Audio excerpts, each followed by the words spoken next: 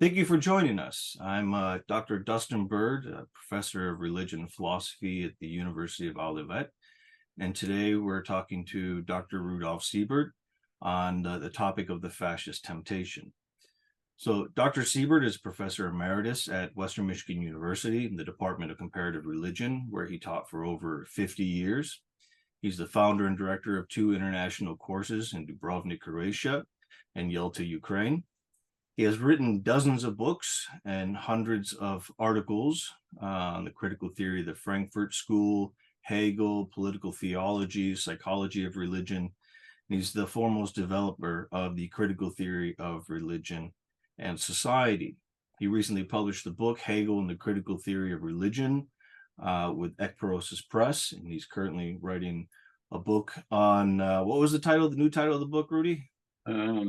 Fascist Temptation and Democratic Resistance. Nice. Fascist Temptation and Democratic Resistance. He's a member of the Institute for Critical Social Theory, which was founded in 2021. So thank you for joining us, Dr. Siebert. It's good to have you again. You're welcome. So today, as I said, we're going to talk about the fascist temptation. And you've had personal experience with fascism growing up in the Third Reich. One of the things that they're constantly dealing with we have these new iterations of fascism in different parts of the world, is how do we define fascism? It's to the point where the term fascism is bandied around so often and on so many variety of different political theories that it's almost at threat of losing its meaning. So how should we define fascism in your perspective? Well, it is a difficult thing because fascism is not a rational reality, so that one could start cleanly with a definition and then one would know the whole thing. So fascism is, first of all, an experience. Only after many, many years, I became aware that there is a definition of fascism. So for many years, I just experienced it as a temptation or as a powerful reality. So I made the first experience. I had the first experience with fascism when I was 4 years old. I was in the castle of my uncle, Dr. Siebert, who was a judge, and his wife, my aunt, they together bought a little Hitler Youth uniform for me and put it on. So I marched around when I was 4 years old in a Hitler Youth uniform with a brown shirt and a swastika on the arm.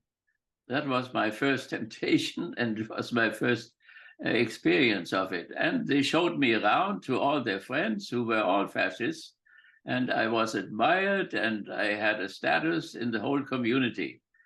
So, but I had no idea how would define it or what the definition would be of the whole thing. So when I was 6 years old, Hitler came into power, and he came to Frankfurt, where I was born, and he always waited half an hour. He came half an hour late so that the tensions would grow. And so I saw him there the first time. So these were the first experiences. The reason why it is so hard to define it is that it is not a philosophy of reason, like, for instance, Aristotle or Plato or Hegel had it. So, but it is rather a philosophy of willpower, and not only the will of individuals, but the will of masses, the will of a whole nation. That is the program. So Hitler did not follow Hegel, but he followed Hegel's opponent, deadly enemy, namely Schopenhauer. And Schopenhauer, while Hegel had a philosophy of reason, Schopenhauer had a philosophy of will. That was the difference between the two. And Schopenhauer was the enemy of Hegel because Hegel was too optimistic. That means he thought that reason governed the world, like Parmenides had said. And so because of this optimism, he thought it was too irrational, this optimism. He made even an attempt to clarified the whole thing. So they were both professors at the Humboldt University in Berlin. And one day Schopenhauer put his class at the same time at which Hegel had his class in order to see where the students would go. And all the students went to Hegel and nobody came to him. So he resigned as professor and went to Frankfurt, and there he wrote his great book, The World as Will and Representation, as Will and Representation. And there he experienced also the revolution in Frankfurt, or the attempt of a revolution, and took a rather conservative position in all of this. So that is a very important thing, though, that Hitler did not take Hegel's books with him into the First World War, but Schopenhauer's 4 volumes. And whenever there was no battle and there was time, then he would study Schopenhauer. And he still discussed Schopenhauer with Goebbels in the last days of the war in April 1945. They were still over the phone. They discussed Schopenhauer. And it would be interesting which part of Schopenhauer. 3 volumes are an analysis of the will to life in nature and in the human world. And the 4th one is on redemption. Redemption through art, redemption through religion, redemption through philosophy. And it would be interesting to know if at the end of their lives they thought still about the will to life, or rather about the redemption from the will to life. So nevertheless, history maybe would have taken a slightly different form if Hegel had decided for a philosophy of reason rather than for a philosophy of will and willpower. Philosophy of reason was part of his Catholicism too. So with Schopenhauer was an atheist, also Hitler's Catholicism went. But atheism and pantheism were very often identified, and so Schopenhauer was an atheist, but one could also say a pantheist, and Hitler's faith or religion was probably some pantheistic form. So that, as the background is concerned. So, but of course, after some time, one can look for a definition and try at least. And so Alexis, you can call Alexis, and she can, of course, give a definition, and she gives several definitions, which shows how difficult it is. So that means to have a definition which covers all the different forms of fascism. So fascism in Italy, fascism in Germany, fascism in Spain, in Portugal, in Romania. So all these countries had become fascist. And each national fascism is different. So can one get the universal behind all these particulars? And so Alexis would say that fascism is a certain governmental system with a dictator at the center, and this dictator then controls powerfully the family, the production, the industry, also the information dimension, newspapers, radio, and so on. So, and also the dictator promotes nationalism. So we could say that fascism is an extreme form of nationalism. And it also, in many cases, the dictator promotes then also racism, but different dictators in different ways. Mussolini less than Hitler, also Franco less than Hitler, Salazar less than Hitler, and so on. So Hitler was the most extreme racist among all the European fascists. So that would be a kind of a definition of fascism which one could get at this moment. Yeah, so it seems like there's 2, if you will, like primordial forms of fascism: the Italian fascism, which I think in fascist studies, whenever you're talking about Italian fascism, they use a capital F. And then there's Nazism, and then the German form of fascism. And then I think a lot of people assume that fascism ended with the defeat of these two powers, and the defeat of Mussolini and in the defeat of Hitler. But if fascism is a political theory, as you said, it's going to instantiate or enculturate in different parts of the world wherever it goes. In America, it looks like America, so we don't talk about Germans. We talk about George Washington, as they did in New York City with the Great Fascist Rally back in the 1930s. And so fascism is clearly not dead, right? Can it ever be dead? Can it ever be killed? Let's start here. What causes fascism in the world today? Well, so we have to hold on to that it is a philosophy of life and a philosophy of will. And a philosophy cannot simply be destroyed by military action or police action or whatever. So in spite of this horrendous defeat of fascism in Moscow, in Stalingrad, and in Kursk particularly, in spite of that defeat, it continued. And it continued in a strange way. So I mentioned my uncle, the judge who put the little Hitler Youth uniform on there. That city where he was judge, at that city we have today a monument, an Alpha monument. That is where the Russian and the American troops met and divided Europe in those two parts. So that these two were an anti-fascist alliance. So they both together had conquered European fascism and practically had put Europe into retirement. And they themselves, as two world historical powers, had moved on in history beyond Europe. They had superseded Europe in a certain sense. So that is the starting point now, because the two powers split. And as the Americans wanted to preserve or rescue Europe from communism, they hired a lot of fascist people for themselves, and the Russians, on the other hand, did the same thing. So Werner von Braun, for instance, he came from Peenemünde.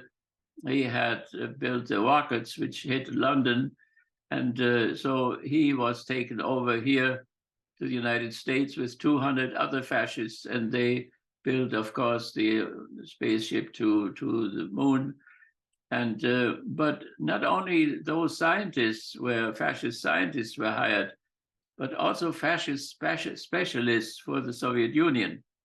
So people who knew about the economy, the polity, and so on, were all hired in order to help in this struggle. And denazification was stopped after the Nuremberg trial, not completely, because in the 70s, there was still an Auschwitz trial in Frankfurt, where my cousin Persiger was the judge, and where he got gray hairs in a few months, not only because of what he heard about what happened in Auschwitz, but also because of the pressure he got from the German population, who said he should not sit in judgment over good citizens who just had done their duty according to the law of the time, and so on. So he was a broken man after the Auschwitz trial. So that was the reason why suddenly we allied ourselves with the same people whom we had defeated in order to stop communism. The Marshall Plan was, of course, another measure in order to prevent this, because impoverished Europe was very open for communism, and so everything had to be done to prevent it. And so all the fascist guys came back again. They were denazified in East Germany, in the German Democratic Republic. There they went through the denazification project, but in the West it was stopped, and all the old Nazis went back into the position, into secret service, into the military, and so on. They posed now as liberals, and they were careful about what they said, but they did not really change their fundamental fascist disposition, their fascist ethics in terms of the aristocratic principle of nature, the aristocratic principle of nature. While Christianity had caught we have to somehow overcome our animal nature, they set it free. And when you set free instincts, that's very pleasurable. But when you repress them, that is very painful. And so it was a certain release of all these energies which had been cultivated before. People tried at least to cultivate them. So that state then, this aristocratic principle of nature as a general idea of doing politics and leading the state and the family and so on. So now, what is the reason? We have fascism after the First World War coming up. The idea of a philosophy of life had come up already around 1900 or so, but it became of actuality after the First World War. So fascism comes about when you lose a war, or when you thought you had won a war, you fought 5 years hard, and then you find out that you had lost it. This unbelievable shock. Or when you somehow have an economic breakdown, horrible inflation or depression or whatever. And particularly when people in this chaos don't get through with their own reason anymore, when they cannot understand what is happening, when they are confused, or when somehow they are put back into a childlike position, because the authoritarian personality makes some sense, of course, in terms of children.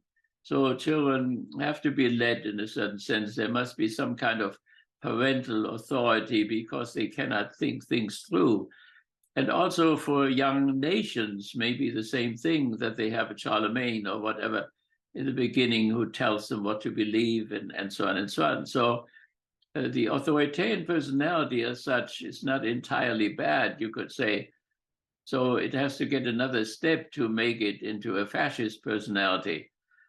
So nevertheless, these are some of the reasons why, when people's own reason doesn't function, and when the democratic system, if they have one, seems not to do the job anymore, when there is no Speaker of the House suddenly anymore, when the parties are split in themselves between right and left and so on.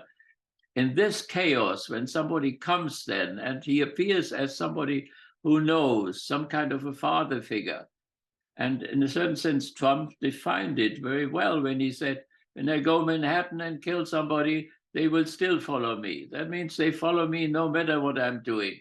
And they do, no matter, every time when he is sentenced for something or found guilty of something, then the number of his followers increases. So that has something to do with a very precarious situation.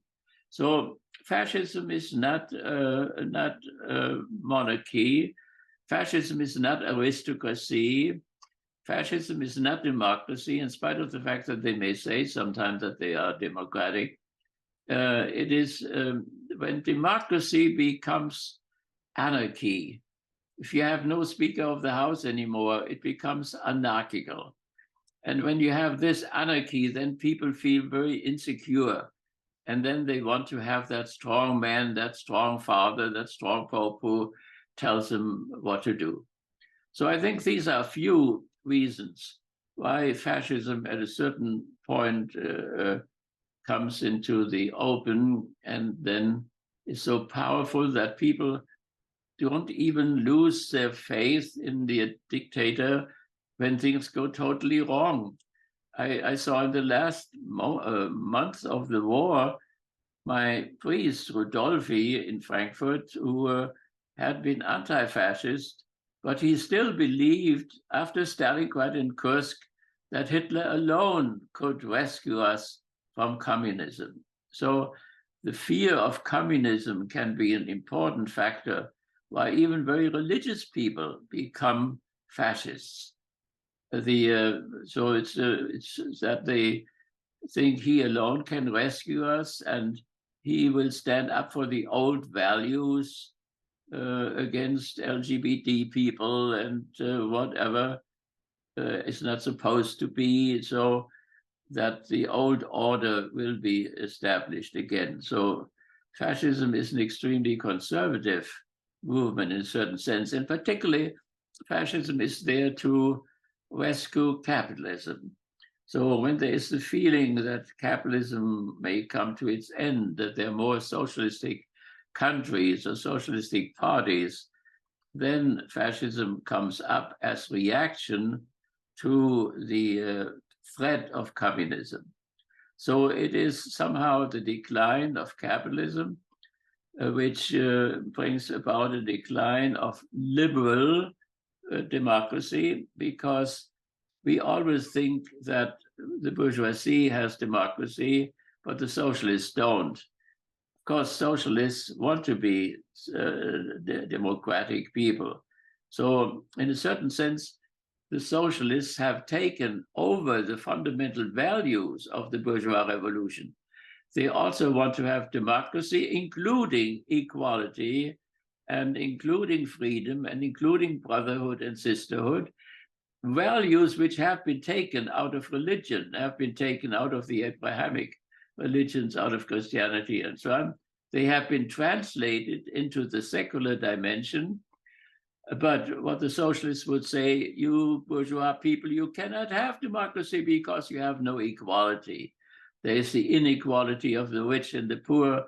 There is the equality before the law, but you have to pay the lawyer, and those who don't have the money can have no equality and so on. And therefore, the socialistic revolutions transcend or supersede the bourgeois revolutions and say, we will make it better. We will have not only formal democracy, the exchange of powers every 4 years or whatever, but we will have material democracy. So we will have economic democracy, so that people have equal income, equal poverty. They are not horribly poor people, street people on one side, and then billionaires on the other side, and so on. So that was the historical process. And that is where also then fascism comes in order to rescue the not the democratic order, but to rescue capitalism as a system. And so I think that is one of the most important reasons why fascism comes about and why it is so stubborn. You know, it seems like fascism is very holistic, that it identifies, especially in the masses, the psychological needs that they have, the socioeconomic troubles that they find themselves in, the cultural chaos that they're experiencing, or at least they're experiencing change as chaos, or somehow losing identity, losing status. That the whole worldview of the people that fascism talks to seems to be in collapse, or it's being diminished somehow. And fascism and fascist leaders have seemingly the good one, or not the good ones, but the effective ones from the perspective of fascism, seem to be able to press all the right buttons in order to engender that type of mass psychosis within the people that they follow the leader, no matter what the leader says and does. But one of the things that I think we could probably look at or ask about is are there any religious motivations within religious communities to follow the fascist leader? Well, I mean, we can look at Pius the 11th and Pius the 12th, which was really a horrible catastrophe in terms of faith positions and so on. And even the Eternal Word today, or Fox News, never mentioned this, that the church had concorded with Mussolini, the Lateran Treaty, and had a Reichskonkordat with Hitler, which is still valid today in the German Federal Republic. So this was a temptation. That was a great temptation. And why Pius the 11th and then the 12th, why they tried to do this was the fear of communism. I think that is the main motivation why the church thought that the fascist leaders, they were Catholics, and they said some Catholic statements sometimes. And so they had the feeling that the fascists were on the side of the church. They found out in the first years already that this was not true. And then they wrote an encyclical with burning care in 34, I think. But that was too late already. They had already recognized the fascist state as legitimate. And so after the Pope made a deal with them, then other nations could get a good conscience and make a deal with them as well. And so that work had been done. The church had accepted fascism. And what the church said afterwards, that fascism was pagan and all this, it was not listened to anymore. It was too late now. And of course, the army chaplains were in place. So I had a friend who was an army chaplain, and he was a fanatic believer, but also had no problems to stand by when 20,000 children in the Soviet Union were just machine gunned down, and he just prayed his rosary, and his Protestant counterpart didn't do any more. So this is a horrible scandal that the church fell for this temptation and that it was acted out. And this friend of mine, he was so fanatic that he froze his legs off sitting on the back of a tank and had to be operated on without anesthesia, and then was in a prison in Paris where he went with people who were sentenced to death every day and had to write the letters. And then he came home to the Diocese of Mainz and he wanted to resign. That was the decent thing to do, to resign. But the bishop persuaded him that he should become the head of the seminary. And so he became the head of the seminary, and the whole thing went on. And he remained anti-socialist and anti-communist and did not take any socialistic students into the seminary and so on. And so the whole old issue went on. And I found once in the Frankfurt airport, I found a little book about him, with him in his uniform with the swastika and the cross at the same time, on the same uniform. So that is a historical case which is neglected to be reflected on, that the church itself fell into the fascist temptation. It always seemed impossible from my perspective to read like the Gospels, to read the Sermon on the Mount. Blessed are the poor, blessed are the meek, blessed are the peacemakers, and then reconcile that to the aristocratic law of nature, the right of the predator to devour the prey. Yet we see so many Christians who are attracted to fascism, as you always say, you know, those who marched in to the Soviet Union and killed 27 million Soviets were all baptized Catholics and Protestants. You know, how could that catastrophe happen? And now in today, in the US at least, we have a problem with Christian nationalism, which isn't blessed are the peacemakers, but it's delight in the delight really in the pain and the suffering and the abuse that was, let's say, meted out against immigrants, for instance, in the child separation policy. I mean, it was the delight in that, you know, from these groups. It was the delight in the demeaning of Muslims, and the delight in the way in which Trump, for instance, heckled people and degraded them and things like this. And it always seemed like, how do you reconcile these two? How do you reconcile Christianity, which is about love of the enemy and love of the neighbor, you know, this altruistic worldview, with this kind of hatred in barbarity that you get out of fascism? How can these be reconciled? Well, one answer would be that the whole transformation, the Christian mission, did really not work from the very beginning. That means that how these Germanic nations were Christianized by Charlemagne, for instance, who killed 4,000 Saxon leaders because they did not want to be baptized and so on. So that Christianity was connected with culture, that it brought with it the Roman culture and a lot of things in agriculture and all that.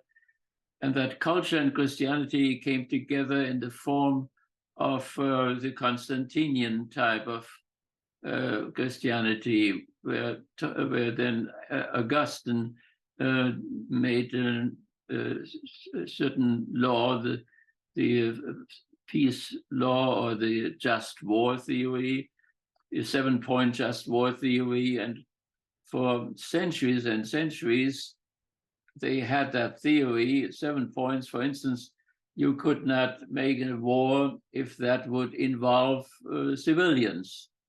So if you had, if there was a danger that civilians could be killed, you could not have that war. Well, in 1500 years, there were only 2 kings who stopped a war. One was Maria Theresa of Austria, stopped the war because the 7 points were not fulfilled. All the others made their wars and thought that their wars was a just war, and the other one also thought that it was a just war. And the army chaplains on one side preached against the army chaplains on the other side, and so on. So what that did for the truth claim of Christianity, Jesus made very clear that be one, and if you are not one, then people will not believe that you have the truth, and so on. So this did tremendous damage to Christianity, so that it became a name, or that it became a set of values which one paid lip service to, but which one did not take seriously. Now, in all these last wars which we have around here, the idea of revenge comes up and so on. Well, in terms of the lex talionis, from a Jewish point of view, the lex talionis is acceptable. Also, from an Islamic point of view, it is acceptable. But from a Christian point of view, it's not. It is the Sermon on the Mount. There's the first commandment, hold up the other cheek. Nobody holds up the other cheek. So there it is was not taken seriously by the Christians themselves. And when you read Marx, you will see Marx is against all that what people say about him by Fox News and the Eternal Word. Every night they have some Marxist attack. What the man said was that the Christians he knew in Brussels, in Berlin, in London, and so on, that they did not follow what Jesus had taught, that they did the exact opposite all day long. And that made him so angry that they thought that they always repeated that Marx said religion is opiate of the people or whatever. What he said was that this bourgeois religion, which he saw there, that this was opiate of the people, not religion as such. He saw very well that religion had other functions, but these other functions were not really actualized sufficiently. So this is the answer to that question, why people do not see right now this contradiction, and because they do not take it seriously. Biden is a catastrophe in that. So he is blamed that he is for abortion or whatever. He's not for abortion. He is for free choice, which is something else. Free choice people may very well want that there will be no abortion. They just want to have the right of conscience of the women to make their own decision and so on. So, but then when the question of retaliation comes up, which is against the Sermon on the Mount, there he has no problems whatsoever and does the exact opposite and so on. So it is just a disaster. And the enlightener would have to make that clear. So that one simply says, man, be honest now. Are you just a performing Catholic or performing Protestant and so on? Or do you really mean it or so? And if you're just performing, then just say so. Say that it is a cover up for things and so on. So it has gone wrong. The missionary work has gone wrong. And today, of course, the church wants to be in a new way a missionary community. So that would be exactly the time now to reflect on that, that if one does this missionary work, that it is done really honestly, and that one simply says, okay, this is impractical. This cannot be done. The Sermon on the Mount cannot be done. And not simply saying, well, it's just for the individual, but it's not for the collective, it's not for the state and whatever. An ethical value which would be value only for this or that would not be a real ethical value in the first place. So there is a great need of honesty, and to have this honesty would also make it more difficult to fall for the fascist temptation. Yeah, I always found it striking that a lot of very conservative Christians in the U.S. want to put the 10 Commandments in schools and in judges' rooms and courthouses and things like this, but they don't ever try to put the Sermon on the Mount in those places. It's always the vengeful, right, authoritarian. It's not the hopeful, revolutionary revolution of hope and brotherliness. That's not what it is. It's those thou shalt nots, no exceptions. And that I think says something about the psyche of a lot of very conservative, authoritarian leaning, those who would fall for fascism when fascism makes itself apparent within our society. And speaking of that, we obviously just went through 4 years of the Trump administration, where a lot of theorists of fascism either came on fallen on the side that he's not quite a fascist, that he is a fascist. Some waited to the very end in January 7th. They said, yes, clearly now we have to say he's a fascist. I wrote a book on Trump where I analyzed this idea that he could be a fascist, and I came to the conclusion that I think he's incapable of being a fascist.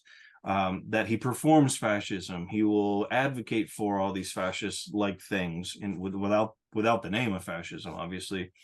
But because of his psyche is so centered on himself, everything he performs is to his own benefit. Whereas in a true fascist leader, it's not the individual per se that's deified, with apotheosis. It's the nation, it's the people, it's the identity, it's the tribe.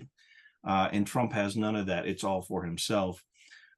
So, which I'm open to discourse on that. Do you agree with that, or do you see Trump as a traditional, classic fascist in his own kind of buffoonish, clownish way? So, I mean, here we come to our original question of definition. How is it to be defined? And we said already that every nation has its own fascism. So the German fascism was quite different from the Italian one and the Spanish one and so on. So, for instance, Franco had a lot of Catholicism still, which Hitler rejected. So when Franco said the Blessed Mother helped us in Guernica and then in Madrid and so on, they liberated us from communism. And then Hitler said, no, I did it. And so there was quite a difference between the two types of fascism. But so therefore the question was always, what will an American fascism look like? And that cannot be said a priori what that will look like. And so somehow Trump may have shown us the way what American fascism could possibly look like. So, but for instance, he seems not to be an anti-Semite. He has a Jewish son-in-law and his daughter converted and so on. So, but we have forms of fascism in Argentina, for instance, which was less racist than Hitler. Hitler obviously was the most extreme racist, and Mussolini much less, and so on. So I think the element of faith and followingship and loyalty. This loyalty may not simply be a matter of egoism, but it may also be part of his worldview or whatever. People have to be loyal to him, and he measures their value by their loyalty. And and that they believe everything, no matter how irrational it may become, in the sense of a reasoned philosophy and so on. So I think there are certain elements, and they may show us the way to specifically American form of fascism, which may, work with the Constitution. Or, I mean, the most extreme case, he had some visitors recently, and they talked about that this would be the last election. 24 would be the last election, and there would be no election anymore, and Trump would be president for life, and they would do away with all kinds of things. And I think the issue of exclusivity, so real democracy is inclusive, but he is extremely exclusive in the sense of certain types of people. He prefers people who come from Northern Europe rather than from Eastern Europe or whatever. He wants to be well-educated people and so on, and the others, he considers to be stupid. And so this exclusivity and so on is something which they can say, of course, we don't want to gas anybody. We just want them to go home. Well, that may be one step. The final solution had many steps until it came to the extreme of the one-state decision. So the same thing, of course, will be with those fascists too. They evolve slowly as they come into power. And he is not very much of a theoretical guy, Trump, but he may get help and find somebody who, fabricates a theory which fits his actions. So that would be my position, that he is not Hitler. He is not even a Mussolini or Franco or Salazar or whatever, but he is an American version of that, including his clownishness. Or there is also an issue which binds him together with this tradition, and that is, for instance, that he wants to be a winner. He must be a winner. He cannot lose. But paradoxically enough, then he suddenly becomes a victim, and he plays the victim. And every time when he is sentenced by somebody or whatever, and the court is after him, then he is placed as victim, and he looks like a victim. And people say, well, the Democrats use this court procedure just in order to keep him out of office and so on and so on. They're all with him. And his numbers increase. So that would be my position. It's not Hitler. He is not Mussolini, no. But maybe he is an American version of what they once presented.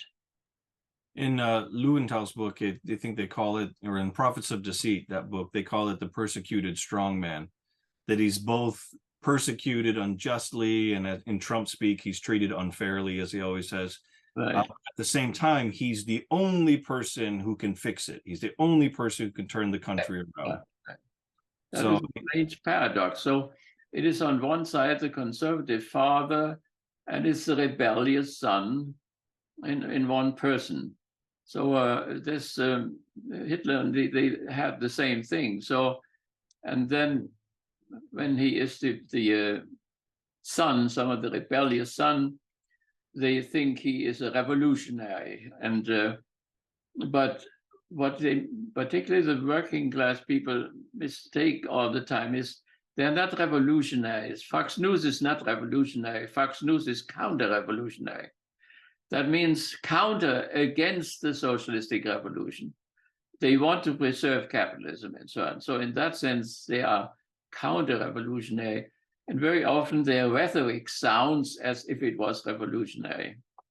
But when we seem to make America great again, or Hitler wanted to make Europe great again, and so on, that means again, this again. It is something in the past which should be brought up again and should be renewed again. It should not be anything new at all. So therefore, even in a conservative country like ours, fascism can get through somehow because it is not really revolutionary. It somehow tells people, it produces the appearance somehow, some rebelliousness, and binds it together with a fundamental conservative attitude. So paradoxically, it's contradictory. I mean, everything in life is contradictory. So fascism is extremely contradictory. Yeah, of course, Marx said everywhere fascism or everywhere capitalism goes, it undermines the family, undermines tradition, undermines, culture, undermines identity, undermines all of that stuff. But then, of course, the fascist is the one who emphasizes identity, emphasizes culture. As you said, it's looking backwards. It's retrotopian. It's in some kind of way a perverse, future-oriented remembrance of the past, an attempt to bring back what it sees idealistically as the order of the past, how things made sense in the hierarchy, social hierarchy that was in place, which made sense, and it brought order and stability, and all of that is now in question. It's in chaos. And so somehow we want to go backwards as a means of going forward. In that, I think, is a very seductive perspective, especially when you look at the chaos. Like for Catholics, for instance, right? So when you think of names already, why did they call, this campaign against the Soviet Union, why did they call it Barbarossa, Barbarossa was the greatest emperor. He lived in Sicily. He was a very educated man. He could talk with the Muslims, he had dialogues with them and so on, and ruled over an unbelievable empire. So the first empire. So the Nazis constituted the third empire. So Bismarck was the second, but that Charlemagne was the first one, and this Barbarossa was the greatest among these emperors. So it was this European Union, this Roman state of the German nation, this Roman element. You could say that fascism has something to do with Rome particularly.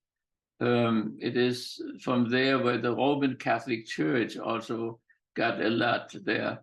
That when Hitler, for instance, looked at a Protestant bishop, he looked like in his civilian clothing from the French Revolution, and then he compared it with a cardinal, with a Roman cardinal who walked around with the habit of a senator and so on.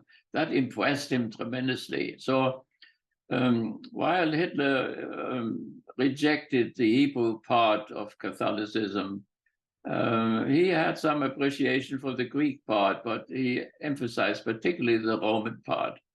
So with this Roman tradition comes this authoritarianism, and then when the European community gets in trouble, this Roman element recommends itself as the solution of the problem.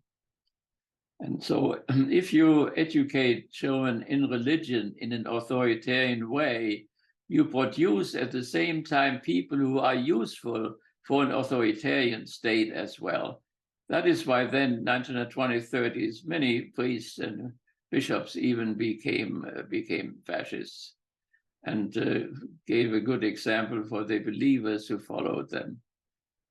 So the most powerful argument from a socialistic point of view is that this democracy which the bourgeoisie developed missed the element of equality. That when they did the American Constitution, the fathers of the Constitution in Philadelphia, their slaves were outside with their horses and their carriages and so on. And they were not meant, and the women were not included, and people without property were not included, and so on. And of course, democracy without equality is phony, or at best, it is formal. And then suddenly there comes the time when even this formality is in danger. And that happened, of course, on the in the march on the government in Washington. So when not even this peaceful transfer of power worked anymore, that shows exactly in which crisis we are and how much is needed, this democratic resistance against this development. Yeah, you often hear that right now that democracy is under threat throughout the West. In countries in Europe right now, you have for the first time far right parties in the Bundestag, for instance, the Alternative for Deutschland. There you have these right-wing, anti-immigrant, very racist movements in Austria, in the Netherlands, in Britain, and in a variety of other countries where there's a feeling that the population, the native population, is, to use the term that was coined by Rudolf Camus, but not to mean it in the same way that he had meant it in his book, but there's a feeling that they're being replaced. That somehow immigration is such there's such a large wave of immigration that the population in and of itself is being submerged. It's being deculturized, losing the traditions of that have been in part of the European societies for centuries. That it's starting to look more and more like America, like a Willensgemeinschaften state, right, where we just kind of politically create a people as opposed to a Volksgemeinschaften states, where to be part of that people is to share the language, share the history, shared culture. But that's not the way of the modern world, and I think that causes a lot of tension, which again makes the temptation so strong for people who want to have more of a traditional way of being in the world, more of a stable, non-dynamic, static way of being in the world, like their parents, like their grandparents, as they would say. And so that too, I think, just this modern idea of diversity and democracy, and the problems it does cause, because it's not perfect, as well as I'm committed to it, but it's not perfect, but it does cause these problems. And that's another reason why people are so attracted to these far right-wing neo-fascist movements. Yeah. And that was the case from the very beginning. From the very beginning, Hitler saw fascism as a defensive structure, defense against all these forms of disintegration, and therefore the name of Barbarossa. And that continues. Recently they brought Zelensky there to Berlin on the helicopter, and then they took him to Aachen, where Charlemagne was his capital, and so on, and gave him some kind of a Charlemagne decoration or whatever.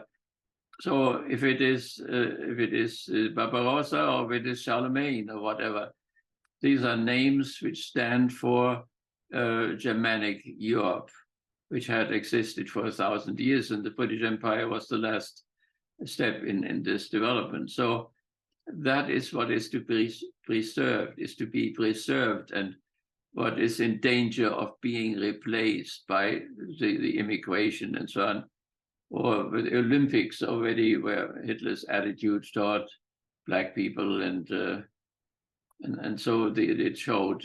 They were very restrained at the Olympics. They did their best not to show their whole side. And very often fascists, of course, hide some things when they think the time has not yet come, and then they come out with it a little bit later. One has to be careful with that. So it is all understandable, but it is the wrong solution to think that things can become stable. And we have this incident, how when we say that Hegel, for instance, is persona non grata, every night I listen to Fox News, and I listen to the eternal word, and there is this attack against Marx, of course. And now recently they must have studied something. They bring Hegel in too and make him responsible for the whole thing. particularly his dialectics. And what is wrong with his dialectics? That is panta rhei, everything moves. And so all ruling classes want to tell their people that they are forever, for eternal. The slaveholders told that to the slaves, and the feudal lords to the serfs, and the capitalists tell it to the wage laborers. We are forever, and most of them really believe that there will be nothing after capitalism, that capitalism is the fundamental, is the soul of the whole thing and the end of the whole thing, and so on. And this is simply an untruth. It is not true. Also, capitalism will go as feudalism went and as slavery went, and so on. And they turned the whole historical process upside down in order to rescue capitalism, at least in the mind, if not in reality. So, yes, you are right. So that is what the democratic resistance is up to.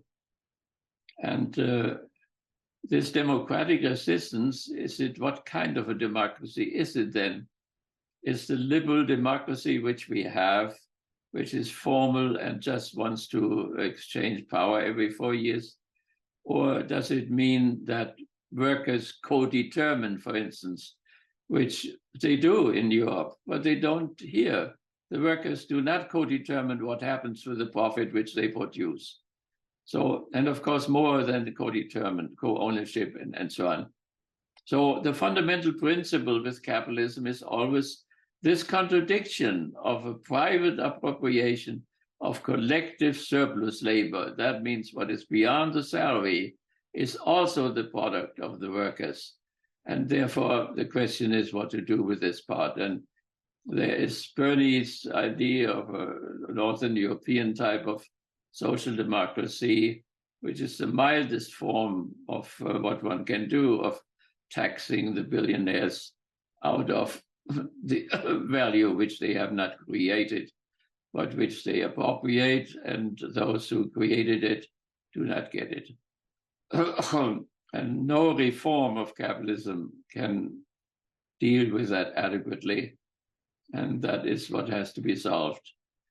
And as long as this type of contradiction exists, then people have to suffer from it. And it means particularly the military industrial complex, the tremendous profitability of war, that those people who, the feudal lord went up in front and did the fighting, the serf carried his weapon, the capitalist lets his workers go and fight, and he makes the profit at home. All these things are untenable. And so the question is what kind of a democratic resistance it will be. If it will be genuine, that means it will contain the element of equality, of freedom, of justice, and brotherhood and sisterhood. Only then it can be strong enough. And of course, our fathers of the Constitution knew already that democracy cannot exist without virtue. And then they knew at the same time that people are not virtuous. That would mean that there cannot be any democracy. But they wanted to have democracy anyway, with people who have a lot of vices, like Trump.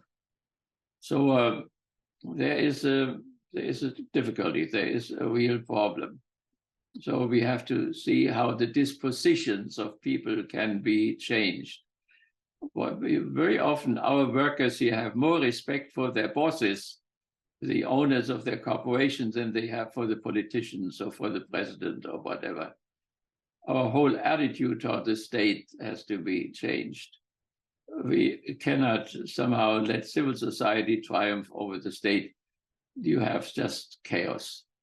And when you triumph, when the state triumphs over civil society, like the Soviet Union, you have utter poverty. So the right balance has to be found. Yeah, and in the chaos of the imbalance between the state and civil society, the fascist demagogue comes in. Exactly. It mobilizes. I mean, I'm on the one hand, I think every good leftist is appalled at January 7th, but also on the one hand can't denounce the idea that corrupt states have to be overthrown, right? I mean, so Of course, I'm not for overthrowing the U.S. government, but I think you're right. We need an intense revolution of democracy, democratic revolution to rescue the state from civil society that has now saturated it with its values, and that includes Donald Trump. Yeah, right. He was the fake revolutionary, the fake Democrat, in that sense, with a small d. And that's the danger, I think, of having a very hopeless situation where people feel like it's hopeless, that they need some kind of radical change, but then they fall for a guy who's just a con, who's a fraud, who's in it for himself, like Donald Trump. Or even worse, the guy who's actually sincere about it, but in the wrong direction, to the right, backwards. Yeah, if the democratic people could make the working people see the difference between a revolution and a counter-revolution, that would be very helpful, because they think that dictator is on their side. So if he goes through with his plan and he will stop elections and make himself president for life and so on, then people do not have a revolution, they have a counter-revolution, and worse than that. So that is what enlightenment has to happen, and the time is very short to do this. So the democratic resistance is very precarious, because the democratic disposition was very often not a genuine one. It was only formal. Well, it's better to have a formal one than none at all, without doubt. But it would be much better to make out of it a material one. And that would mean very concretely that our workers here would get the right of co-determination, that they would sit in the council or whatever it is, on the board, and could co-decide. Even if they had a minority position, would be better than no position at all, which is the case now. And we have to see also that all these people who fall for this fascism are not bad people. That means they are people around us. Most of the people I'm working with are authoritarian personalities and come from those families and so on. And they certainly want to do the right thing. So it is just that they don't understand the whole connection. And one has to be even very careful now to deal with that and not simply reject things, but see that whatever good is there is maintained as one tries to bring about a transformation.